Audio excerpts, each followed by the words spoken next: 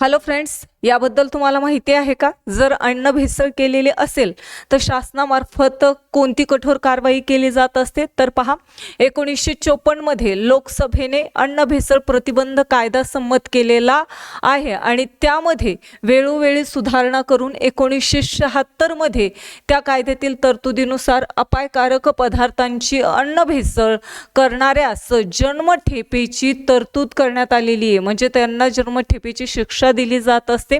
त्याचबरोबर जे काही अन्नाचं प्रोडक्शन केलं जात असतं अन्न पदार्थांचं, तर त्या व्यक्तींना अन्नांची साठवण योग्य ठिकाणी योग्य प्रकारे व्हावी.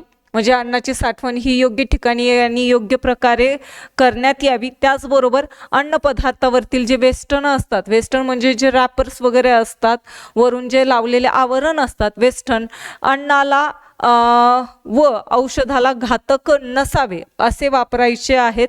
त्याचबरोबर त्यावरती जे पदार्थ निर्माण केलेले आहेत तर त्यावरती निर्मितीचा दिनांक, कालावधी आणि साठवण्यासंबंधीच्या सूचना स्पष्टपणे लिहिलेल्या असाव्यात. अशा अनेक तरतुदी या कायद्यामध्ये केलेल्या आहेत आणि अशा प्रकारचे जर अन्नपदार्थ तयार करताना हे जर त्यांनी पाळलेलं नसेल तर अशा व्यक्तींना जन्मठेपेची शिक्षा देण्यात आलेली आहे. त्यामुळे हे तुम्हाला जर माहीत नसेल तर मला नक्की कमेंट करून सांगा की तुम्हाला ही माहिती कशी वाटली.